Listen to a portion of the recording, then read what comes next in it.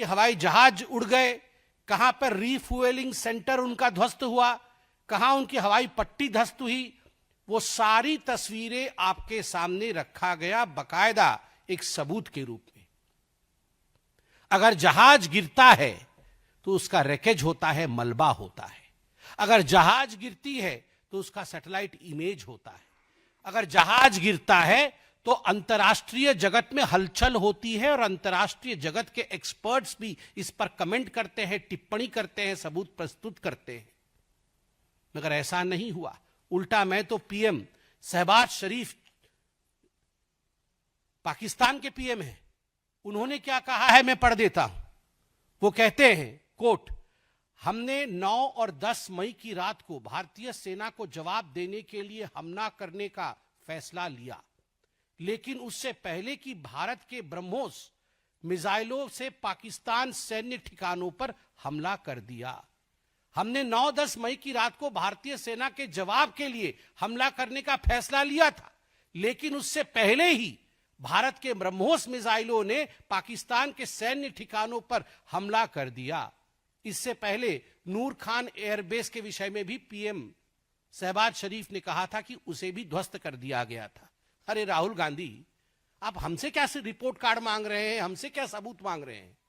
आपके यार, आपके दिलदार, आपको चाहने वाले और आप उनको चाहने वाले, आपके शहबाज शरीफ खुद आपसे बोल रहे हैं। ये शहबाज शरीफ और राहुल गांधी फोन पे बात नहीं करते हैं क्या? करते तो होंगे ही। तो शहबाज जी से राहुल जी को बता दीजिए फोन करके कि ये आपका ही बयान है।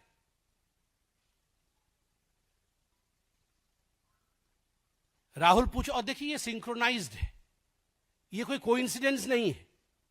आप याद करिए, डे 1 से पहले तो इनके बड़े नेता आके कह रहे थे कि हमें युद्ध की आवश्यकता नहीं है, पाकिस्तान की बात मान लेनी चाहिए और पाकिस्तान को छोड़ देना चाहिए। और फिर दूसरी तरफ कह रहे थे कि हम भारत के साथ है, भारत की सरकार के साथ है। दूसरा, आप याद करिए, इंडस वैली जो ट्रीटी थी पानी की, इंडस वाटर ट्रीटी, उसको जब कैंसिल किया गया, कांग्रेस के बड़े नेता कह रहे थे कि यह तो ह्यूमैनिटेरियन विषय है, मानविकता के आधार पर इस प्रकार से पाकिस्तान का पानी बंद नहीं करना चाहिए, यह उचित कदम नहीं है। और तो और सिद्धरमैया तो कह रहे थे कि वॉर एक अच्छी बात नहीं है, बिल्कुल हमें वॉर में नहीं जाना चाहिए। इसके साथ ही आप याद करिए कितने सवाल कांग्रेस पार्टी ने भारत की सेना के ऊपर सबूतों के आधार पर उठाए थे। राहुल गांधी पूछते हैं कितने रफाल गिराए, रमेश पूछते हैं कितने रफाल गिराए, रेवंत रेड्डी पूछते हैं बताओ कितने रफाल गिराए। ये जो पाकिस्तान के बब्बर हैं वो हिंदुस्तान के गब्बर हैं। बताओ कितने रफाल गिराए, ये पाकिस्तान के बब्बर, ये हिंदुस्तान के गब्बर हैं। और याद रखो, हिंदुस्तान के गब्बरों, तुम्हारी वही होगी जो जय और वीरू ने गब्बर का किया था। भारत का जय और भारत का वीरता, भारत की वीरता और भारत के जय के कारण गब्बर का पराजय निश्चिंत है।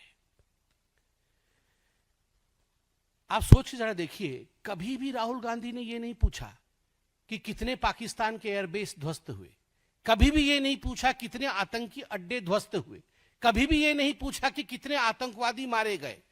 पूछा तो केवल इतना कि कितने हवाई जहाज हिंदुस्तान के गिरे। मगर चलिए, कल तो एक बात अच्छी हुई कि प्रेस कॉन्फ्रेंस में मैं देख रहा था, जयराम रमेश ने कम से कम ये तो माना कि भारत की अर्थव्यवस्था 10 गुनी बढ़ गई है। इतना ही उनके प्रेस कॉन्फ्रेंस में सत्यता थी। और आज मैं पूछना चाहता हूं राहुल जी, आज देश जानता है कि कांग्रेस में भी दो फाड़ है। एक वो कांग्रेस जो पाकिस्तान का समर्थन कर रही है, और कांग्रेस के अंदर भी कुछ ऐसे नेता हैं जो देश के लिए आवाज उठाना तो चाहते हैं किंतु आपके कारण उठा नहीं पा रहे।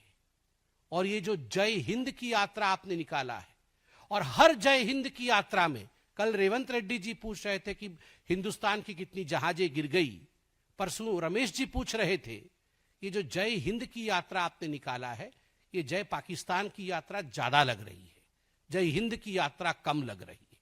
इससे अच्छा होगा आप यात्रा बंद करिए और पाकिस्तान के साथ सलाह मशवरा करके कंबाइंड प्रेस कॉन्फ्रेंस करिए यही आपकी आज वास्तविकता है।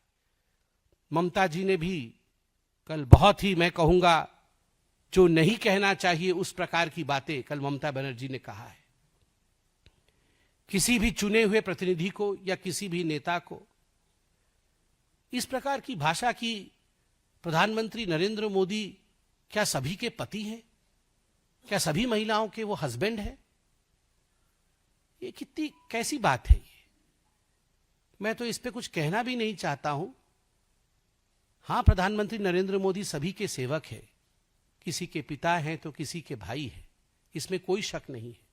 मगर इसमें भी कोई शक नहीं है ममता जी कि जितने भी घुसपैठिए हैं और जितने भी बांग्लादेशी हैं जो भारत में घुसपैठी के रूप में अंदर आए हैं, जितने भी रोहिंग्यान हैं जो आज हिंदुस्तान में शरणार्थी नाम पे घुसपैठिए बन के बैठे हुए हैं, उन सब को अगर शरण देने का काम किसी ने किया है, उन सब की कोई चहेती है, तो वो ममता बनर्जी जी आप ही है। बहुत बहुत धन्यवाद। कोई प्रश्न हो तो अवश्य पूछें।